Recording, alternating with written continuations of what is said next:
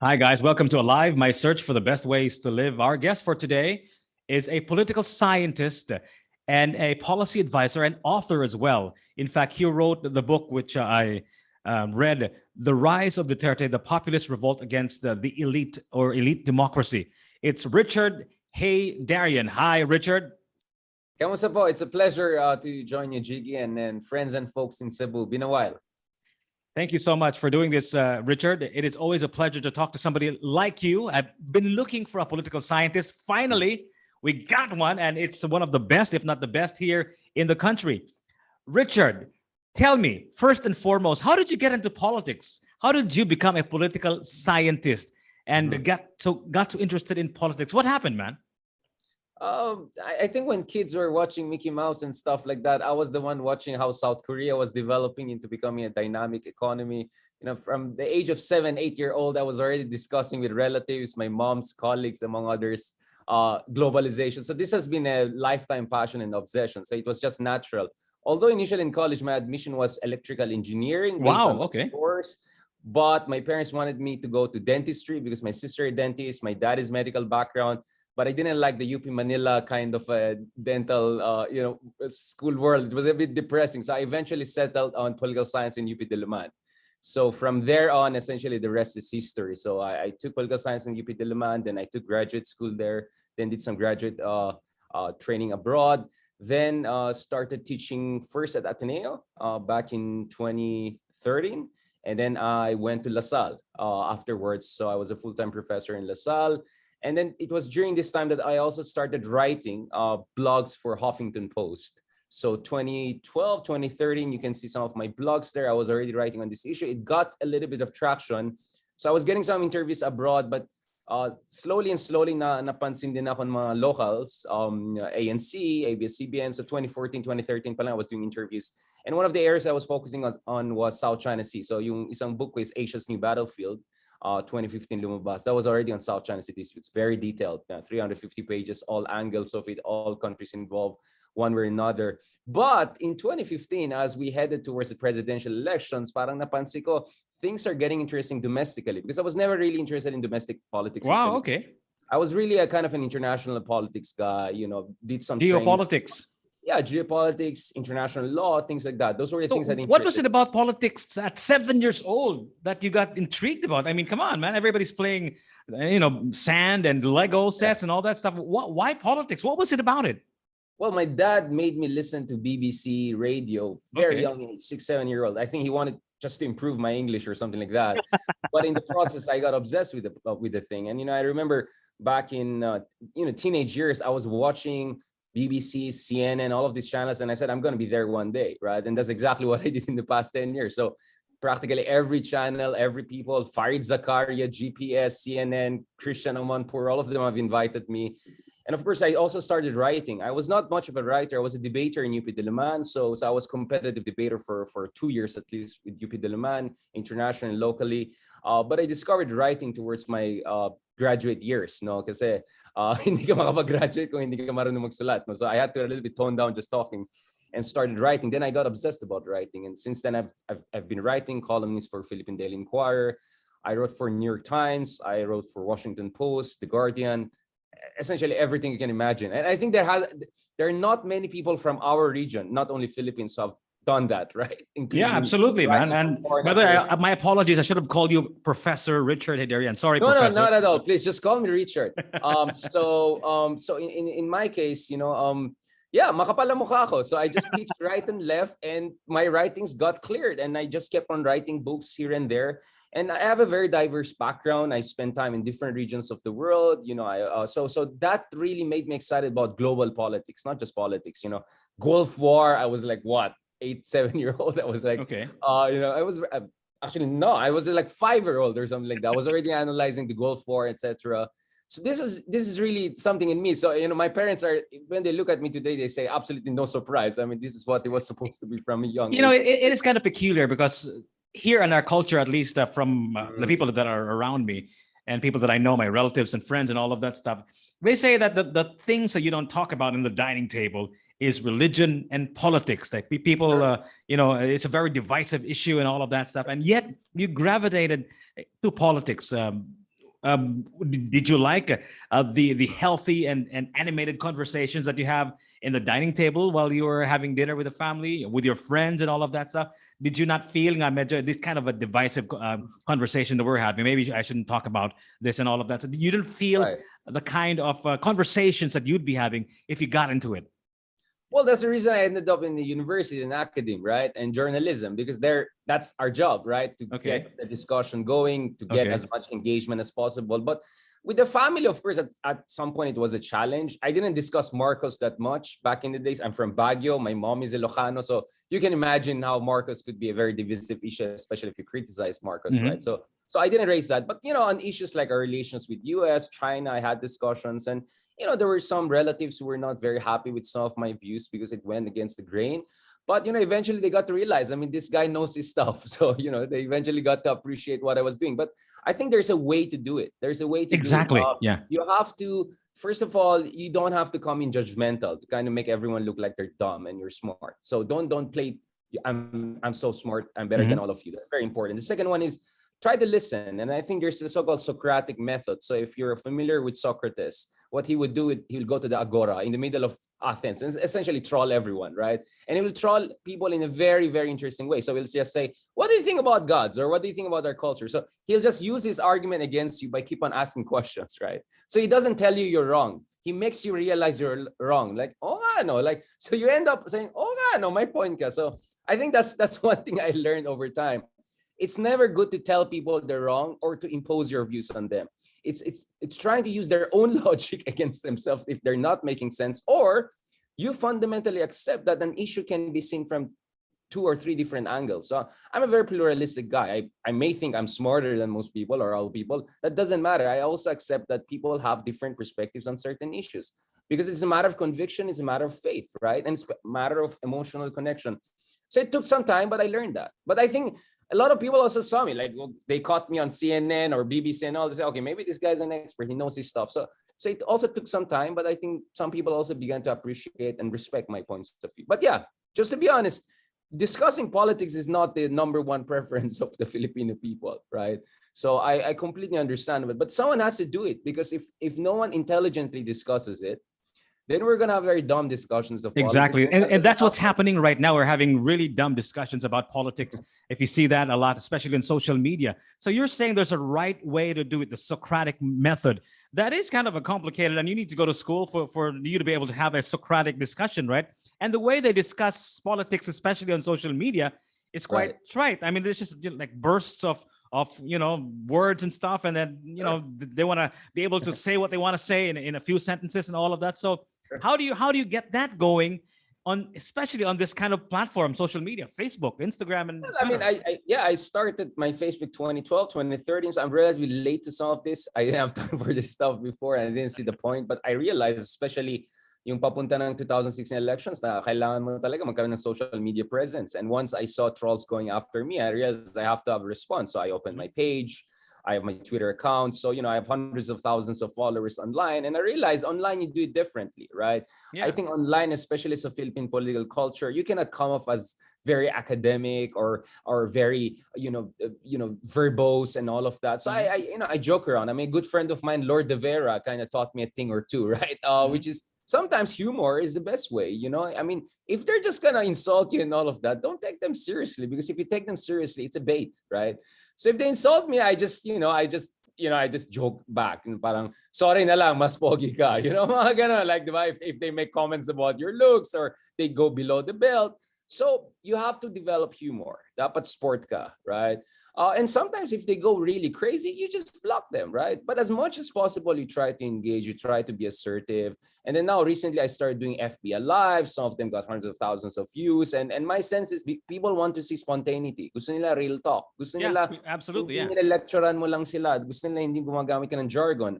I mean, it's one thing to perform in television, etc. There's kind of a propriety ethics to that, but on a social media you can do it in a much more spontaneous freestyle way. So I like that too. And I think that's a problem with a lot of academics and people who are just comfortable with the controlled environment, right? Andun ka sa classroom, given na ikaw yung boss, ikaw yung prof, ganon. You know what I'm saying? There's the kind of a hierarchy established. On social media, it's wild, wild west. Walang hierarchy. Walang sinasanto dyan. So you have to actually be more humble. At the same time, sometimes, of course, I made mistakes. I lost my temper. I said stuff. But let me tell you this. I'm glad that people are discussing politics more than ever. The quality is not there yet, but I say it's a birth pang. Kasi una pa lang yan eh. Kumbaga, steep learning curve yan. I mean, 7-8 years ago, if someone told me, you post something on politics, you're going to get 10,000. I posted something the other week, I got 1 million reactions. I mean, this is insane. I mean, it was just a trolling post na heart pag Leni or like si Bong. It got 1 million reactions. If someone told me you're going to get that on a political post, right? Few years from now, I would say, come on, we Filipinos. Was it a video or just a photograph that you posted? No, it's just a photograph. Okay. Just fooling around. But I've posted on politics, tens of thousands of shares and likes online, on sometimes very sensitive and emotional issues. So for me, there seems to be some growing level of interest. And parati natin sinasabi na ang Pilipinas is masa. True, a lot of Filipinos are still working class or lower class, is true. But our middle class is quite large. I would say it's 25-30 million, which is the population of Australia and Malaysia. So we have as big as the entire Malaysian population or Australian population, a middle class in the Philippines, which is hungry for content, for quality content.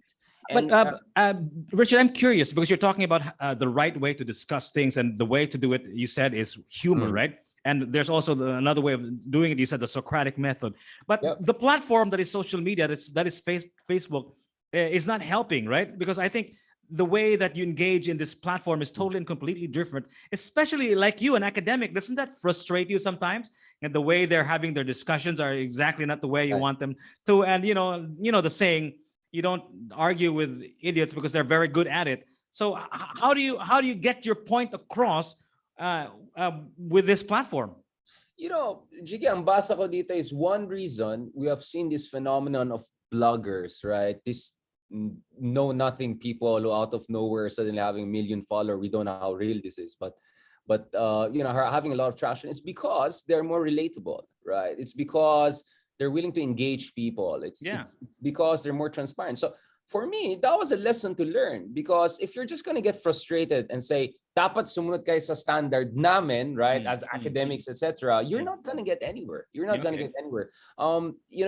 Napoleon said something very smart. He said, my mind is like a set of drawers, and I'll take out each drawer depending on what the moment calls for. So if he's among soldiers, he doesn't talk like a philosopher. He talks like a fellow soldier. If he's among saloon people and aristocrats of Europe, then he brings out his poetry and literature and all of that. And when he's in a crowd, he speaks like a politician. I think that's a true sign of intellectual maturity and strength, your ability to operate on multiple levels without losing self-respect and dignity, right? That's a challenge, but it's something I've been learning and practicing over the years. Like, how can you get engagement without compromising the quality? You don't always get it right, but it's an endeavor worth undertaking. Because if you look at in the US, for instance, they already have many very prominent bloggers. Well, and the quality of their work is not too bad. Maybe not academic level good, right? It might not pass a peer review, but it's good enough for me. So I'm seeing a lot. But I think we're talking about two different things here: engagement and the truth. Engagement and what the actual facts are, right? Of course, you can lift different drawers in your cabinet depending on who you're talking to, but isn't our main agenda to discuss what the truth is? And with social media and fake news and all of that stuff, and people believing in a lot of these conspiracy theories, how do you use the drawer Napoleonic way of doing things when they believe in such unbelievable things like the conspiracy theories against the anti-vaxxers? I mean, first of all, may kasalanan tong mga loko-lokong companies na yan, no? These big tech companies, their algorithms are really rabbit holes, right? So they really gravitate you, or they potentially gravitate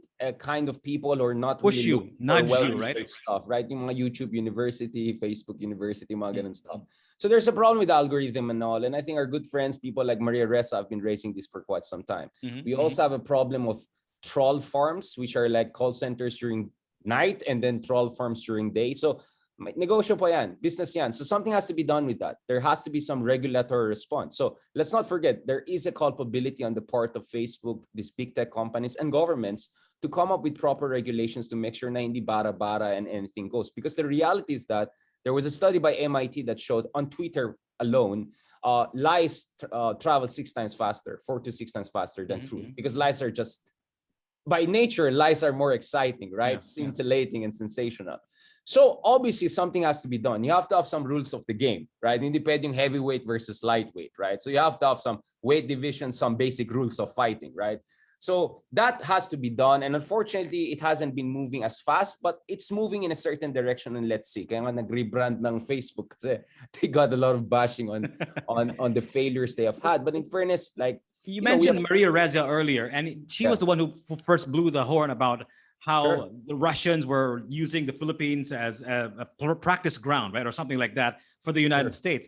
And is it difficult to prove that a nation, another nation, let's say Russia or China, whoever the enemies are of the nation, of the state, are manipulating your social media to affect the election results? Is that something that can be proven? Because in the United States, you know, they're saying that Russia had a big hand on it, but it wasn't proven beyond a reasonable doubt. And can we prove something like that? Or is it impossible? Well, you have to have I mean, the US, they have special intelligence agencies task force to deal with issues of election interference. So may mechanismo po sila. Dito wala. Yeah, I know, but it's never been proven. 100%.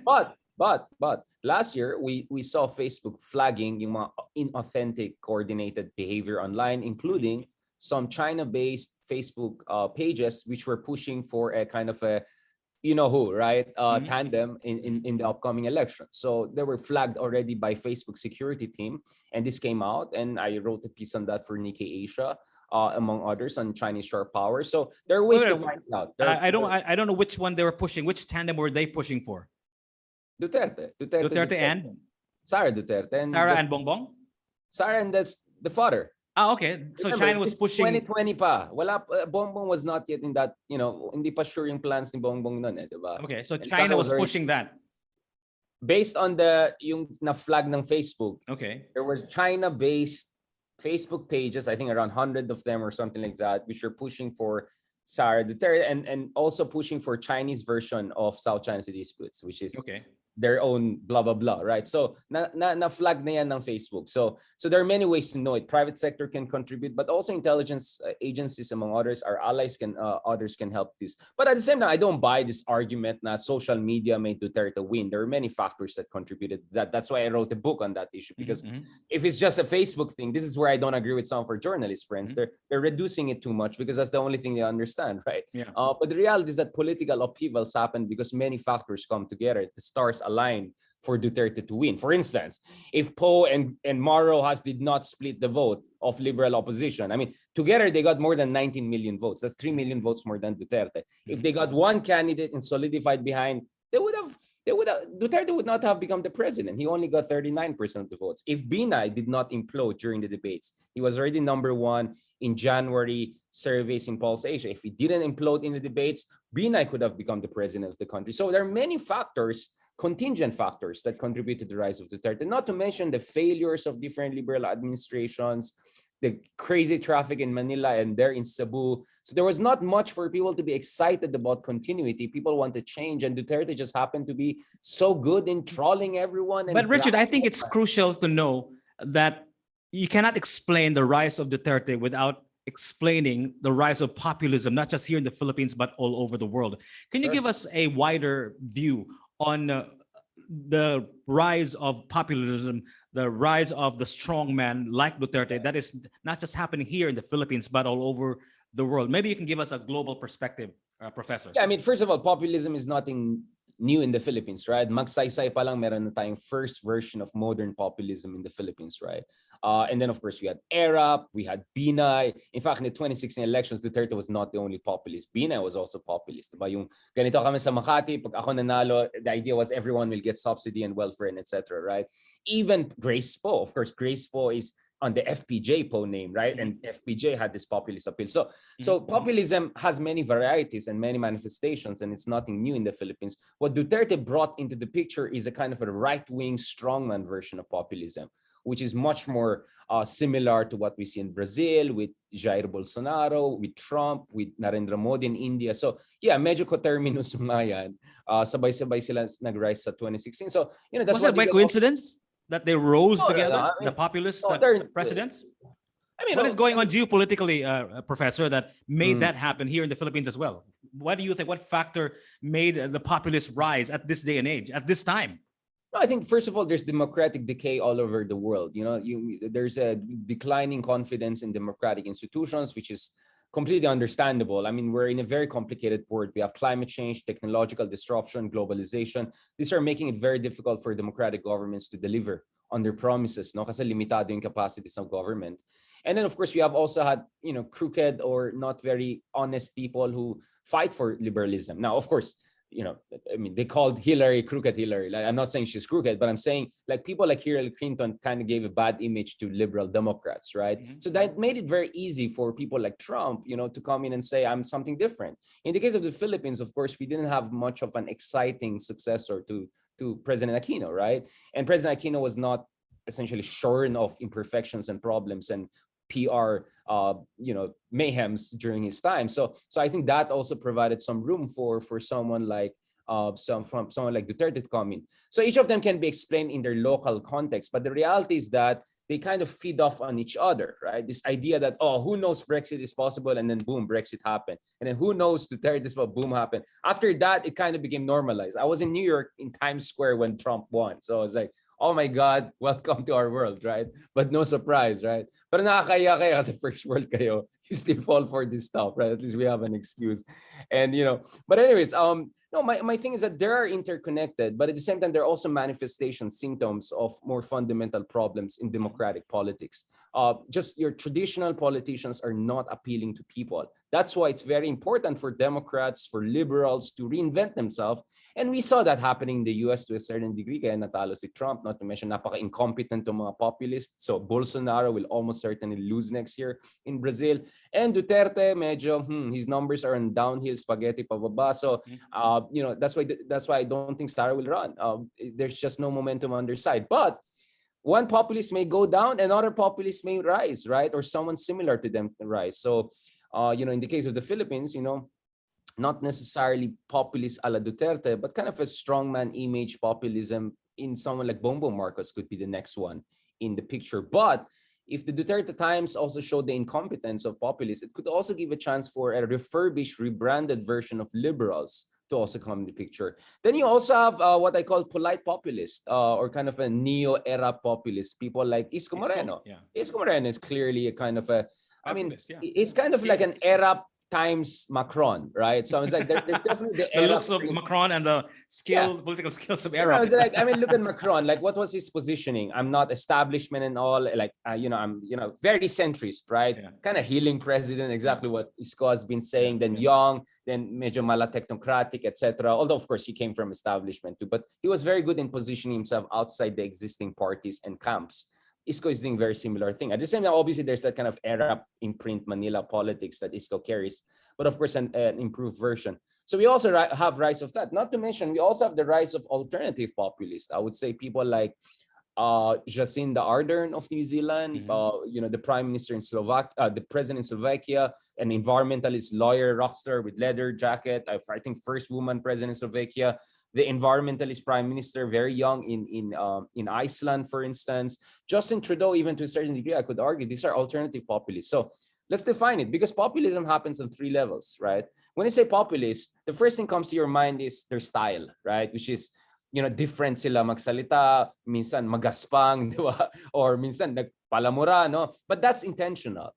Because what they're saying is that I'm too cool for school and I'm not your usual politician. I'm an outsider. So that's the first thing. The second thing is populists during elections present themselves as an outsider. So ang argument nila is that pag ako nandun, iba lahat. Ayusin ko lahat. I bring new way of politics.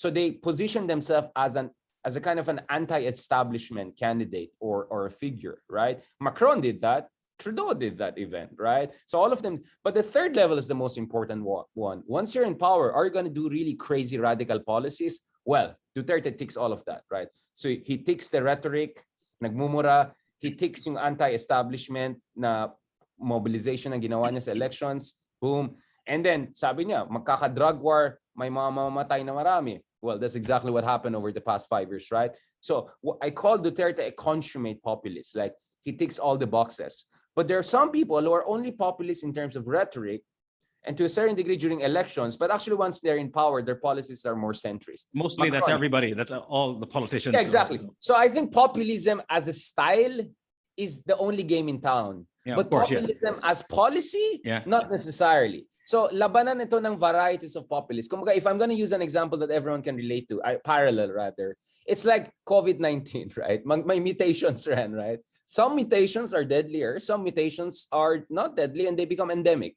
So I think the hope here is while populism will stay with us, it will be a less deadly version, less authoritarian version, a more endemic version that we can live with, right? Okay. As so a you mentioned that Duterte's numbers are going down. I think this is because of the Senate hearings about Farmali, right? But I don't know if you can call him the anointed one, but it looks like Duterte's candidate is Bongbong Marcos, right? So not by choice. Yeah, not by choice, which says a lot, right? His choice really was Bongo, right? What really Duterte, plan A was Bongo, President, Vice President Duterte. This is what Putin and Medvedev did in Russia in late 2000s. It's called pan-democracy, right? That was plan A. Well, it doesn't work because Bongo just doesn't have the numbers and it's not transferable, right? And patapos na in terms of, I mean, let's be honest, in the Philippines, it's very cyclical, right? Mm-hmm. Remember Aquino also. In fact, Aquino was ending on similar numbers, 55, 60%. Duterte is also in similar numbers, 55, 60%. He's not that extraordinary. And by the way, let me be very clear. SW has said that 7 out of 10 Filipinos feared that there could be victims of extrajudicial killings. Mm-hmm. So clearly we have a climate of fear. How honest do you think people are during so, the surveys, right? I'm just curious. It looks like I just doubt these numbers, this 80-90% we saw before. Yeah. But it looks like Duterte's popularity or sliding numbers does not reflect how popular Bongbong is, because Bongbong now currently is #1 in the surveys. Am I correct? Sure, but what, 25% of the votes, 30% of the votes at most, or 40 at maximum? Mm-hmm. I'm not sure that's too early to tell. Ganito kasi, ang problema kasi natin dito is we have no runoff. Ang weird ng election natin is like a primary, you mean? First past the post. Do you mean the primaries like in the United States? Is that what you mean by runoff? No, we need runoff. So for instance, kung walang nagka 50% sa elections, we have to have a round 2 between the 2 leading candidates. That's the rigor in every country. How do you think Macron won? Macron was not #1 in the first round, but in round 2, everyone who was against Le Pen, the populist candidate, sided with Macron. Kaya nanalo si Macron, right? For instance, I would have said that and one way to see if a person is going to be strong in runoff is to see them as a second preference candidate strong. So Grace Poe, she was strong as first candidate until a point, but even when she went down, she was #1 as second preferred candidate. The same didn't apply for Moro Rojas. So you could argue that Grace Poe always had the greater potential between the two of them, right? But that's a deep debate.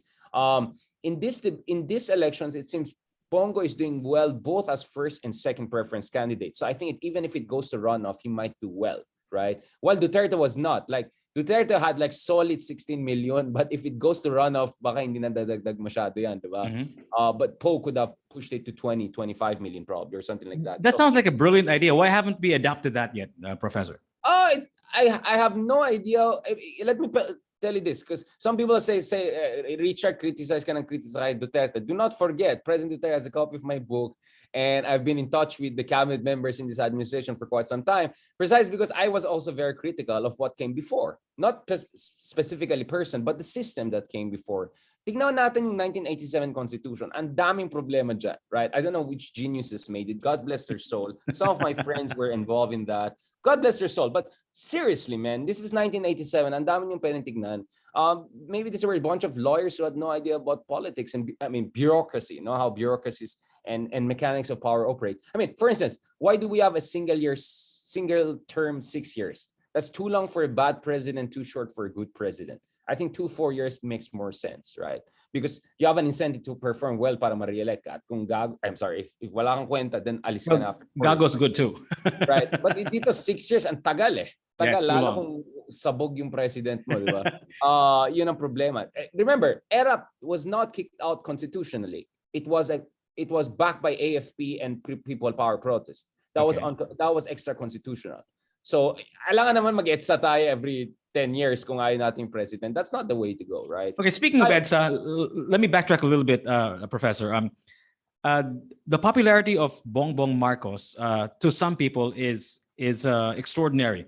You know, we especially here in Cebu. You know, Cebu was an Aquino country. You know, Cory Aquino, when she ran for president. She actually came here and hid here for a few days and went to I think the Sisters of the Carmelite took care of her and all of that stuff. And for a long time, we have been a very pro-Aquino city, the Visayas in particular. And I think a lot of the candidates like GMA and the others, Pinoy, got a lot of votes here in Cebu. But all of a sudden, it's like everything has been completely and totally forgotten. What do you think happened? Yeah, which goes back again to what I was saying a while ago. You have to go back to what we established after the fall of Marcoses. So what we established was a very feeble democracy, which was dominated by liberal oligarchs. And then by 1991, you allow the Marcoses to come back and essentially scot-free. Look at all of these cases against the Marcoses on the ill-gotten wealth, tax evasion cases, etc. The Marcoses didn't spend a single day in prison or anything, right? So we had very feeble judicial institutions, we had feeble presidents, we had a problematic constitution. So ang daming palpak, ang daming kakulangan. So this provided a perfect opportunity for what political scientists call counter-revolution. Assuming EDSA was a revolution, what we're seeing now is the victory of counter-revolution, right? Which is essentially the return of the Marcoses. We have seen that before in France, for instance, when the Bourbons came back, right? So they were kicked out during the French Revolution. Napoleon comes, Napoleon's kick out. Guess who comes back? Bourbons come back, right? What's the duration of that? How long did the counter-revolution in France happen? How many decades was that? We're looking at 20 years, for instance, 15 to 20 years. So even shorter than what happened in the Philippines. It took us 30 years for this counter-revolution to happen. But look at it. All this time, the Marcoses were not, I mean, Imelda was convicted, I think, by the Supreme Court just a few years ago. Did she serve any time? So it's joke. Our system is a joke. Our system is a joke. So why wouldn't people be skeptical and cynical about this system, right? In a system whereby, you know, I'm not saying names, but, you know, thieves are given power and poor people are blamed for being poor. I mean, this is a joke, right? So I think there's some fundamental problems, crisis with the Philippine post-Marcos system and the return of the Marcoses. This is not just about Bongbong Marcos. It's the Marcos brand. It's not just Bongbong Marcos. I mean, what is the achievement of Bongbong Marcos? Seriously, right? I mean, they always say the sins of the father is not the sins of the son. But pero yung achievements of the father, assuming achievements talaga, it's not the achievements of the son too, right? Anong ginawa ni Bongbong Marcos? What has he achieved to make him worthy? Exactly. He's just the son of a rich daddy, right? So,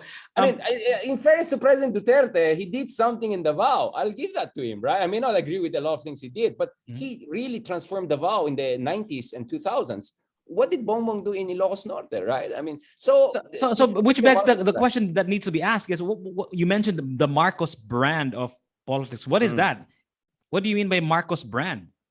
What does that mean? The Marcos brand is essentially a kind of martial law? What? Glorified, thanks to farms, among others, right? So makikita natin over the past 15 years or so, we see all of this propaganda online, you know, on YouTube. I think Yellow Monkey, there was something like that on YouTube before, and so on and so forth, that says lahat ng problema sa bansa ay dahil sa mga Aquinos or mga Dilawan or etc. Right? And then talk about Hacienda Luisita, etc., etc. I mean, the Aquinos were not perfect. I mean, God bless their soul, but they were not perfect, of course. But to blame them for everything that went wrong in the country is like forgetting 10 years of GMA, 3 years of ERAP, you know, 6 years of Ramos, and everything that Ramos and Marcos did, including billions of dollars of debt he left the country, right? Mhm. Talagang bankrupt ang country natin by 1982. But of course, people are going to forget that because according to this version of reality, this alternative facts reality, Marcos was going to make the Philippines a Singapore, and then these liberals came and sabotaged him, and therefore we're in the mess today. And that kind of propaganda has been proliferating online day after day, day after day. At the same time, kamusta naman yung educational institutions natin? It was not until college I got to really know what was happening during martial law and all, when I got to really study properly, right, our history. Pagdating sa eskwela, sa high school, elementary, I don't think sapat yung coverage ng mga crimes during martial law or any kind of, honestly, kulang critical thinking. Our basic education. But why didn't we fix it? Why didn't Aquino fix it? Why didn't every other president fix that problem? We can talk about this objectively because we have the Sure. benefit of hindsight, right? But Sure. what do you think happened? What was going on in their minds? Why didn't they try to fix that? Why didn't they put the Marcoses in jail and all of that stuff? What was going on? Well, again, we tend to just blame the presidents or people like that, but let's not forget, trabaho din yan ng korte. No? So remember, for instance, I think Switzerland Supreme Court said something like some of the money had to be returned to the Philippine government. Then the Philippine top court said, no, just give it to the Marcos. Like so yung the rot is not just on the executive or legislative. Unfortunately, our judicial institutions have been very, very problematic. And ang problema sa Pilipinas is that we didn't have presidents successively investing in making our judicial institutions more effective, more accountable, more capable. Kaya nga, lampas sa 50% ng mga detainees natin, pre-trial detainees, people who have never been convicted of everything. So you're surprised people are okay with extrajudicial killings or they're okay with Duterte way of doing things? Yes, because people have lost trust and confidence in the court system. It's a joke, right? So this is what happens. That's why, in fact, Duterte is what they call penal populism, kind of like a dirty Harry, right? Essentially, he's the sheriff who's going to take justice into his own hands. Wag na tayo dumaan sa korte. It's because the court system has not worked. Now, are you going to blame the Aquinos for all of this? I think that would be unfair. But how do we fix that, Richard? Because the way I'm listening to you right now, it's like a doomsday scenario. So we have all these problems, all the flaws of the Constitution, the judicial system, the executive. Right. How do we begin the process of fixing this mess? Well, first of all, do not fall for nonsense, right? When someone says, make me a president in 6 months, I'm going to solve crime and all, please don't fall for that kind of crap, right? Or someone says, if I become the president, I'll bring the glory of my father and my father was going to make the country Singapore. Come on, don't fall for that crap. First of all, don't fall for crap, right? Okay. Don't be trapped by crap. Second, try to analyze what is really the problem in our country. So one of the things I'm trying to do is, you see, I was supposed to be in the medical courses, right? In fact, I studied 1 or 2 years in medical courses and pre-med. And what I understand is that in medical courses, you do differential analysis. Titignan mo yung anong kulang. So you first understand the nature of the problem. Before you treat a patient, dapat maintindihan mo ano yung problema niya. No? Ang problema natin is that hindi pa natin naintindihan yung problema, nagbibigay na tayo ng solution. And then we fall for wrong solutions. Okay. It's like giving the bad medicine to a patient. So what do you think is our problem, Richard? Professor Well, Richard. I mean, first of all, on the level of education, I think we have to instill more critical thinking in our children, in the new generation. Medyo late na yata yung mga iba, no? In fact, maraming pro-Marcos ay hindi bata, no? Actually, mga mas matatanda. Oh, panahon namin, napakaganda, blah, blah, blah. Like, excuse me, right? Look at the facts, right? Yeah.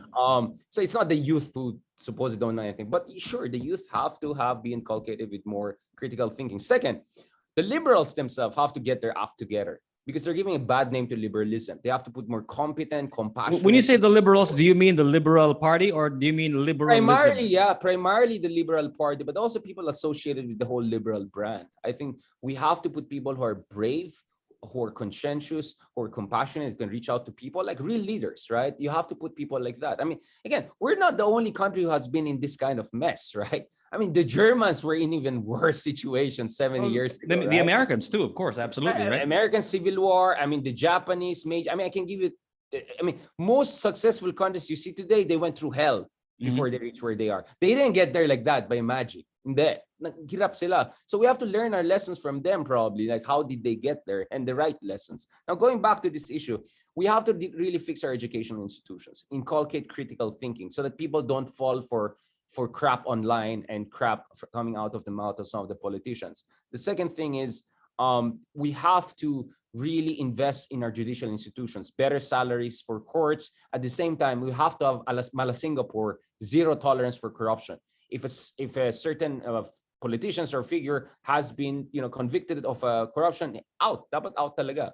Then at the same time, we have to develop our party systems. Dapat bawal yung butterfly effect. We have to focus on reducing the influence of political dynasties. Because you see, if I'm going to give you an example, it's like a Rubik's Cube. It's like you're telling me, how can I get one side all orange? If someone tells you, you make one move and you'll get it, he doesn't know what he's talking about. Yeah. In Rubik's Cube, for you to get the orange all, you have to make so many moves on the other side para makuha mo yung orange lahat, diba? It's the same thing in politics. If you want to solve, when I say politics, I don't mean namumulitika. I'm talking about governance, right? It's the same thing in governance. If you want to get it right, you have to move on multiple fronts at the same time. Kaya napakagaling dapat yung mga leaders natin. And not just the president, it's the team that he brings in the picture. Assistant secretary, undersecretary, director. I don't think that's happening anytime soon, Professor. If we're going to think like that, defeatist, then get the best presidents and people around him. Best possible. I said best possible. Okay. Best possible. I mean, as I said, we might not get a Tesla, but I'm fine with a Prius, right? Basta wag lang tayo stick to, yung kotse na 10, warak na, ano. So my point is, let's not be too idealistic, realistic. We're not Norway, we're not Sweden. So the people are going to run for top positions are not going to be your Barack Obama types, right? Those people are not going to run, right? For understandable reason. But among the pool of what's available, there's some of them who are better than not, right? And I see at least 3 candidates who can pass some of my basic standards. Okay. So what I'm saying here is that I'm not saying be idealistic and romantic. What I'm saying is that go for leaders who believe in institution building. Go for leaders who have some basic understanding of the problems of the country. And go for leaders who are surrounded by relatively competent people. If we get average plus average plus average, in 20 years, we'll be in a good place. Okay. I'm not looking for Superman here. I'm looking for at least just a Robin, right, to get things going. Professor, I don't know if you're familiar with the work of Steven Pinker, Better Angels. Sure. He said that the world isn't actually objectively not getting worse. In fact, things are getting better if you look at the big picture. Is the Philippines objectively getting worse? Or if you look at the, let's say, the poverty, the incidence of poverty, is it really getting worse? Do we have more people? Are there more poor people now than before? Or if you look at the big picture, is the number of people who are poor decreasing? Yeah, I mean, again, here's the book, Steven Pinker. I saw all the logarithm and all the data. I mean, it's interesting. But, one historian said, well, all of that will end with one nuclear bomb, right? You drop one nuclear bomb, you're going to erase all of the statistics. So we have the weapons we have, the climate change that is coming, the tech disruptions that are coming, right, are so scary that all of this could be just an exception, a blip in time, right? Yeah. So Steven Pinker is making extrapolations about human history by just looking at 50, 60 years of exceptional time of prosperity. Guess what? That's ending, right? Just look at US, China. I mean, that's why. So this is one problem I have with this kind of a liberal argument. Very optimistic. Makes sense, but it might not hold true in the next 10, 20 years, right? And then we have also these obscene levels of wealth. Elon Musk's wealth is bigger than the economy of Pakistan and the Philippines, right? So I think that's going to tell you something about, not yet Philippines, but soon he's going to overtake the Philippine GDP, right? So we have some serious problems. And my sense is that, yes, let's be grateful. I always say, let's be grateful. Our life expectancy is longer than ever. More people are dying from suicide than homicide. That's true. More people are dying from obesity than hunger. That's true. Okay, I agree with Steven Pinker. But as I said, we get some things wrong, right? We're going to get a world war, right? And then all of that will be erased, right? That's the problem. We have the weapons to destroy humanity hundreds of times over. This is the problem we have, which you don't see in the Steven Pinker analysis, right? Or not as much discussed. So do you think that the Philippines is objectively getting worse in terms of incidence of poverty, for example? If you look at the Philippines, look at the 50-year window. My concern is not that we're not doing...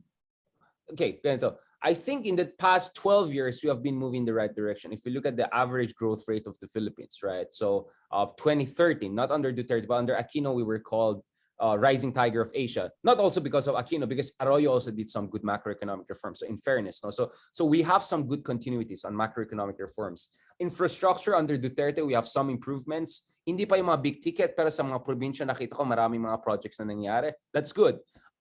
In terms of national defense, We have now developed, we have now Air Force na may supersonic fighters. Hopefully we'll get F-16 fighters. We have new warships, new frigates, new Coast Guard multi-role vessels. So actually there have been many positive notes in the Philippines in 10, 15 years. So things are getting better in this country, but just that not direction, enough. yes. It's just a slow crawl. I think the thing with my contention is that the problem with progress, the problem with change, it is very slow. And if you just campaign for those people that did not were not benefited from that progress that the nation has enjoyed, you can still win an election. Right. Yeah, I mean, you're absolutely right. This is what I've been saying. One reason Duterte won is because we didn't have inclusive development. So I mean, Aquino was always saying, "Oh, we grow 6-7%." True, but you know, data shows that 40 richest families in the Philippines took home 76% of newly created growth. If you look at their Congress, between 70 to 90% come from political dynasties. So that makes a mockery out of whatever democratic or economic gains we have. So absolutely, lack of inclusive development is one issue. The other thing, as I said, is delivery of basic public services. The traffic congestions we see right and left is because the basic infrastructure was not fixed and corrected over the decades. Partly, you can blame Marcos for that because we inherited debt, then we had to pay the interest, then utang again. So nag-snowball yun, diba? So definitely you have to do something about that, you know, when it comes to lack of inclusive development. But the second thing I want to say is this: we have to raise the maturity of our public political consciousness. Para people do not fall for someone who says, in 6 months, I can solve it because my political will ako. You cannot do that. It just doesn't work that way. You cannot kill your way through a social problem. The Colombian president wrote an op-ed on New York Times telling Duterte, it doesn't work. I did it in Colombia. It didn't work. Watch Narcos. See what happened. Once the government got violent, what? Yung kabila naging violent din. And Colombia was a mess for 10, 15 years. Only in the past 20 years, they've been moving the right direction. I think the term drug war was coined by Nixon, right? And they still have a drug war problem in the United States, right? I mean, there's a way. I mean, it's not. I mean, it's a very complicated issue. And my problem is that dumb wars don't solve it. Just dumb wars don't solve it, right? A certain degree of aggressive policy is sometimes, unfortunately, necessary, right? But to just say violence alone in 6 months I can solve it, that's nonsense, right? So I think it's job of educators, podcasters, journalists, and politicians to explain to people, huwag kayong maniwala dito sa mga scammer na yan. Ponzi scheme yan. Yung mga nagsabi sa'yo, pwede kayo yumaman, magbigay. Essentially, this is a Ponzi scheme. This is a political version of Ponzi. Bigyan mo ng 10,000, bigyan ka ng 50,000 next month. Huwag kayong maniwala dyan. It's too good to be true. Yeah. But, so, it's just like financial literacy, right? Di ba sa financial literacy, in-explain sa'yo, you might not get 200% right away, but if you make the right investments, in 1 year, you might double your income, etc. I think politicians have to do the same. Yes, say, of course, you cannot go and say, wala tayong magagawa. You're not going to win. But at the same time, try to explain to people, please give me time, be patient with me, right? We can slowly move into the right direction 1 year after 1 year after 1 year, and we need to continue these policies for a generation or two. No politician is daring to do that. And yeah, of course, absolutely. Nobody's going to vote for them. But my sense is there's a way to raise the level of consciousness, because when you say it's too slow in what sense? Of course, in what sense, if talagang mahirap ka talaga, hindi ka makapaghintay ng 6 more years, right? I get that. But sometimes it's also a problem with expectations, because goes back to my issue a while ago. The most passionate base of Duterte was not E, was not D, was ABC Filipino. The middle class Filipinos were behind Duterte. These were not people who were hungry or desperately poor. These are people who wanted the Philippines to become like Singapore in 6 years. Absolutely. So which brings me to my next topic. I think the one of the things that catapulted Duterte to power is, you're right, ABC, but also the Visaya vote, right? How big is regionalism in this election? How big a role will this play in the 2022 elections? I remember the campaign manager of Isko, Lito Banayo. Yeah. Lito Banayo. He said something like he was asked about the Visaya vote. Why didn't you have a Visaya candidate as his vice president? Right. And he was saying the Visaya vote is not that important anymore and all of that stuff. In fact, he said, besides, Isko is parents are Visaya. We're just forced to go to Manila and all of that nonsense, right? But if you see here in Cebu, all of the posters, all of the billboards of Isko Moreno is I am Visaya. So I think that was probably a strategic move on his part, not to say that the Visaya vote is not that crucial. So my question to you, Professor, is how important is the Visaya vote for the 2022 elections? I think, in fairness to Lito, what I heard from Lito was Mindanao, not Visayas. If I'm not mistaken, because the numbers of Isko in Mindanao are terrible, right? Okay. He went like from 2 to 5 to 3%, right? Okay. So I think the debate here is, can Isko become the next president without Mindanao? I think that was the debate. Just to be fair to Lito, unless there's something else I didn't see, no. So I think the issue here is Visayas is Visayas decisive enough for you to become a president without even having any major support in Mindanao? I think this is just to qualify. I mean Visaya, meaning to say the Visaya speaking world. So I mean a lot of Visayas are in Luzon too, right? Big. And that's Manila, that's Mindanao, etc. No, I mean we're speaking geographical terms. For me, I mean Visayas is the swing state potentially in these elections, right? I mean, Pacquiao, if he's going to still be in the race, he's going to split the Mindanao vote with whoever Sara kind of endorses, right? And the rest will just take up the leftovers, right? So let's see. Bongbong didn't do that well in Mindanao in 2016. He might do better here if Bongo and Sara and Duterte go behind him. So he might improve his number. He didn't do very well in Mindanao. One reason he lost to Leni in the last elections. And then, of course, Pacquiao is there. He'll try to pick up as much numbers. But if Pacquiao moves down to VP and then endorses Leni or Isko, then he could help those people with getting more numbers in Mindanao. So the scramble for Mindanao is still on. Because had Sara stayed in the race or like really substitute candidate, whatever, then the dynamic could be slightly more different, right? But now I think Visayas is even more important, especially if Isko will struggle to get into Mindanao. So I think the Isko strategy will be to consolidate as much vote as possible in NCR. He's already number 2 in NCR after Bongbong Marcos. Get some votes in Ilocos Norte, and then in Visayas do very well. I think there's also division between Cebu Visayas and then the other side of Visayas, Western, Central, and so Visayas is not monolithic, right? So within Visayas you also have regional blocks. So I think Isko is doing better outside the Cebu area, and I think the Cebu area maybe Bongbong will do better there, or maybe Leni will do better there, right? So we have to see, because the numbers we saw was with Sara in the race. Once the Sara and Poe are removed, it will be jumbled, right? So the Pulse Asia survey of early September had both Poe and Sara there. Now you're removing 2 major candidates there, Sara as the number 1 and Poe as the number 1 second preference. Once you remove that, it will be reshuffled, right? So we could see a very different number coming in. But generally, I would say Bongbong Marcos will be still the strongest among ABC kasi related yan kay Duterte. Both of them are very strong in ABC, very strong in Balance Luzon and Metro Manila. Of course, given na yung solid north sa kanya, I'm not sure how much he can get from Mindanao, even if he gets the Duterte support. I don't know. I have no guarantees for that. I have to see more macro data. But in Visayas, he has some chance. The Romualdez connection on the other side, and then on your side, of course, with your Governor Garcia, no? So I think he can make some major headways in Visayas and lock it in. I mean, I think Bongbong can push it all the way to 40-45%, potentially the highest since Corazon Aquino won, I think more than 50% back in the days, if he locks in big voting blocks through his Romualdez side and through Governor Garcia's side in Cebu. And in Mindanao, if he can pick up 20-30%, that will be good enough. And why is the ABC supposedly the most educated of all of the socioeconomic classes, right? Why are they for Marcos? Why do you think that they're for Marcos? Don't they know more than the rest of us? Less affluent people? Yeah, historically, the middle class are engines of liberal democratization, but with a caveat, when they're the majority, right? Okay. When they're the minority, which is the case in the Philippines. So ABC vote is actually relatively small. It's a D with big. But remember, even though small yung population ng ABC, they have resources.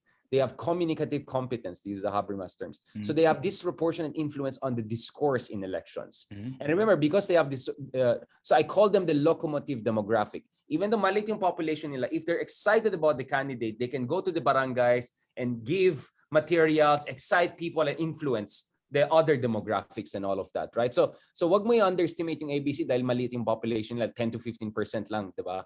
But they can be huge players. In fact, it was the ABC that pushed Duterte up to consciousness, and then sumali na lang yung DNE later on. But still, ABC was the strongest with Duterte. With the Marcoses, I think ABC, a lot of them, I mean, I doubt this is really A and B. I think it's more C, meaning these are the lower middle class or new middle class, right? People have been to Singapore, imagine nag-travel, nag-Qatar na, you know what I'm saying? Like people who may not be that familiar with the nitty-gritties of development of Europe, and so meron sila, so they have knowledge, but it could be quite a shallow knowledge of how development happens. And their idea was this: okay, Korea had a dictator, they became first world. Taiwan had a dictator, they became first world. Singapore had No, but I'm Lee talking about knowledge of the historical significance of Bongbong Marcos. That kind of knowledge, not the other countries of the world that they've No, probably but traveled this is into. related. This is related Okay. because if you listen to Bongbong Marcos, he keeps on saying, if my father was not kicked out, oh, he didn't use that term, but if my father was not, you know, overthrown, we would have become Singapore. Look at it. He said this Singapore envy is a big element in Philippine political consciousness, especially among middle class. Dati parang walang ganyan sa States. Now it's really Singapore. Singapore envy. Remember, Cayetano said that nagiging Singapore na tayo.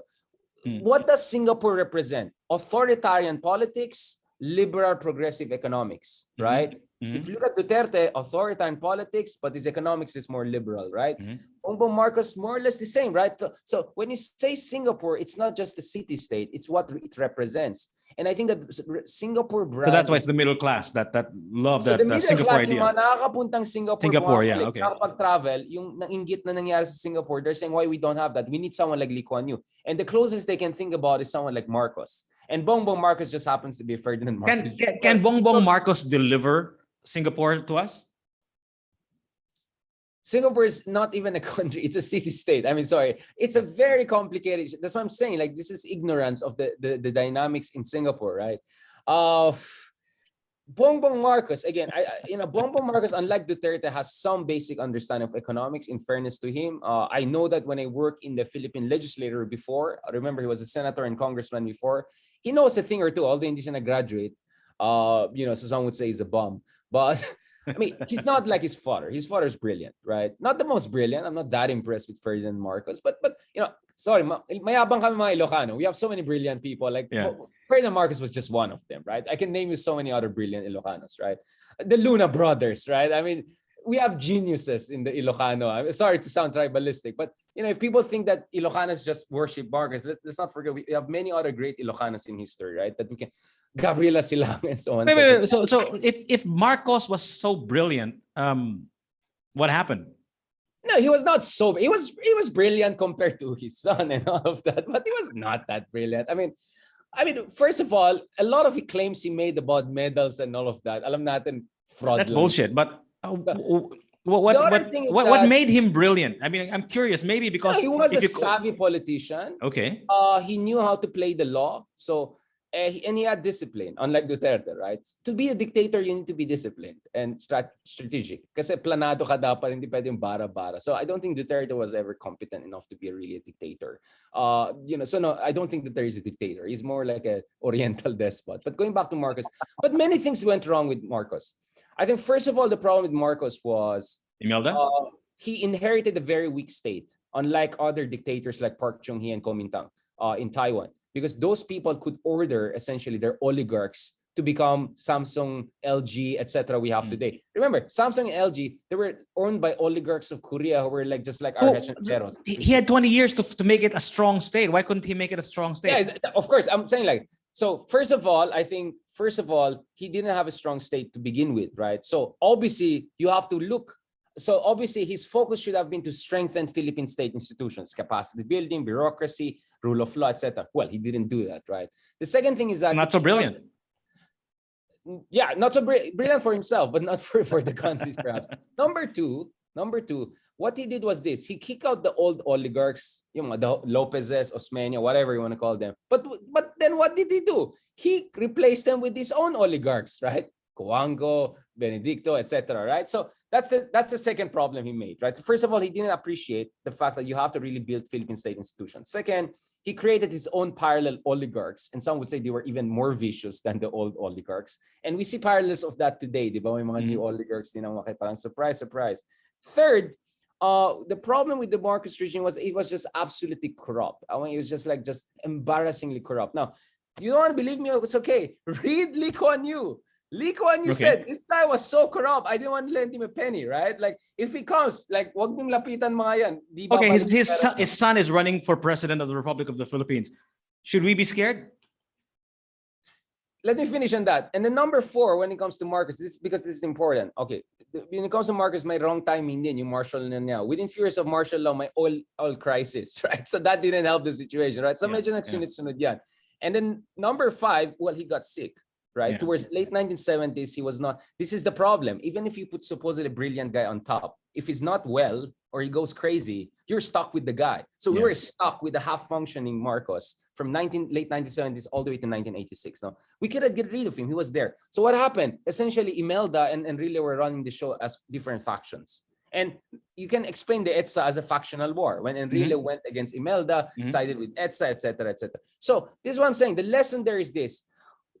As brilliant as Marcos was, he didn't have a clear developmental strategy. He didn't adopt what Park Chung-hee did in Korea, for instance. Because kasabay sila almost in Park Chung-hee. And remember, Philippines was the same level of development as Korea in 1960s. When Marcos came in, we were almost exactly the same level as Korea. Look at where Korea was by 1980s. Look at where Philippines was. Korea by 80s and 90s, it was becoming democratic, pero meron na silang Samsung, LG, all of that. Anong ambag ni Marcos, right? Ano? You tell me. 21 years, did we get any Proton car? Forget about Samsung. Yung Malaysia nga may Proton. May Proton ba tayo? Even that we don't have, right? Yeah. Nothing of, and then, an absolutely corrupt regime, etc. So, but the problem is this, it got replaced by what? It got replaced, sure, by more liberal, less murderous, less corrupt, maybe counterparts, but not very competent ones. And this is the problem I have. So once you get rid of dictators, you make sure you really replace them with very competent and dedicated people. Otherwise, you're going to fall back. You know, the Germans got over that because after Hitler, they got Konrad Adenauer and then they got Kohl. So they got a number of very competent German chancellors who really got Germany together. First West Germany and then a unified Germany, right? So we have to learn the lessons from other countries. Once you get rid of these dictators, if you don't get it right, people are going to fall for the back. In fact, in psychology, the term is authoritarian nostalgia. Yung panahon na yan, napakagandang lahat. Obviously, that doesn't make sense. But in your memory, let me give you an example. It's like this. Meron kang basagulerong boyfriend or dati asawa. Hiniwalayan mo na. Nag-boyfriend ka ngayon. Tapos yung boyfriend mo ngayon, may tampuan kayo or boring siya. So biglang, dahil frustrated ka sa boyfriend mo ngayon, biglang yung dati mong basagulero mong asawa, biglang parang mas sweet yun dati. You know what I'm saying? What happens? It distorts frustrations with the presence, psychologically distorts your memory of the past. The past, yeah. That's what nostalgia is, or sojaj, as Portuguese put it. Okay. So this is what happened. Because bored tayo or we are underwhelmed by our current leaders, we suddenly are developing some very magical understanding of the past. Panahon ni Marcos ay ganito, ganyan, di ba? So I think the revision of the past is not just of Bongbong's coordination and making, right? It's also a psychological fact that we sort of forget about the past, right? Because, Gigi, let me ask you this, because I think this is a big factor that many people are not analyzing. Look at it. Every nation has kind of a golden past to go back to, right? That inspires good old days. Yeah, to overcome current difficulties. Of course, older civilizations like China can talk about their empire time and come back to that, right? Italians can talk about Rome, Persians can talk about Persia, so on and so forth, right? So you need to have a kind of a good past to inspire you to go towards a better future. That's where do we go? Ang problema sa Pilipinas is, I think, beyond Marcos, we don't know much about other presidents. I think the level of knowledge we have of Magsaysay, Quirino, Quezon, Aguinaldo, even Rizal's time, it's very, very limited. So I think we have because I would say if we had ever a golden age, economically, it was early 1960s when the Asian Development Bank was decided to be here. I would say politically, education-wise, you can say time of Rizal's was very interesting, or even time of Quezon wasn't too bad during Commonwealth. But people are very ignorant about the past because our educational system, our public discourse doesn't really inspire knowledge about the past. And when we make an effort like movies like General Luna, what do we get, right? Ang argument nga namin, General Luna is the reason na nalo si Duterte, di ba? Yung palamura na gano'n. That glory, feeling ko si Duterte, yung PI niya, kinuha niya kay General Luna yan. I think that's concocted. He was not like that before. Alam ko mga Visaya yung mga swear cussing niya dati, hindi yung mga PI. But anyways, my point is, feeling ko trabaho din ng mga historians, no, at media, at podcasters, people like you, to make us actually know more about our previous presidents para hindi si Marcos yung ating ancient history. Because our ancient history is actually far back, and actually we had very interesting. I mean, I'm now very much in. I read all the Rizal novel back during the pandemic lockdown. I wrote, I did a piece with Oxford University Press, 100 leading works of Philippines from Rizal to Duterte. So I kind of remember. So I kind of educated myself. Really, I mean, like next level to go back. And that gave me more perspective. But I think a lot of us, unfortunately, ang pinakamaalala natin na back in the time is Marcos. So in order for us to feel inspired, we kind of magically want to think that the Marcos days were golden so that we can feel hopeful about the future. And I think this is the problem we have in the country. We have to find the right golden age, if ever we had a golden age. So so the 60s is our right golden age, you mentioned. Relatively, yeah. I mean, just look at it. 60s, tayong Singapore ng Southeast Asia. Our fashion was the fashion of everyone. Our airlines, Philippine Airlines, was the envy of everyone, right? Asian Development Bank. Remember, Asian Development Bank is in Manila. Bakit kamo? Because in the early 1960s, we were one of the 3 fastest growing economies in the region, right? I think I saw one number. We were 3 fastest growing in the world, together with Czechoslovakia back in the days. So we were on the rise back in the 60s until Marcos came along. Did he? Not really. Actually, my argument is that we were on the rise, but it was not a sustainable rise. Okay. Kaya nga nanalo si Marcos. You see, this is my argument over again. Marcos, martial law. Duterte now, and Bongbong Marcos, potentially our next president. This is a symptom of a problem. Because on the surface, whenever the Philippines look good, that's where things go down. Because that means hollow yung loob niya eh. Hollow yung loob niya. So our problem in the 1960s was our economy was growing fast, but our exports was increasingly weak because we didn't build strong industries. Because our oligarchs, who were so busy with politics and hacienda, did not invest in creating the industries that we saw in Korea, in Taiwan, and other countries, right? And there are many other reasons. Kaya hindi siya sustainable eh. Parang good old days, pero yung pala, gastos lang pala yung tatay mo, puro utang lang pala yung pera niyan, di ba? So that paved the way really for Marcos to come to power. Not to mention, remember, Marcos' re-election campaign for his second term, oh my goodness, ubus yung treasury ng Philippines noon. That was a very, very difficult times for our economy. Again, no one talks about this in the mainstream that much. But 60s was a really crucial year. It was a glory year.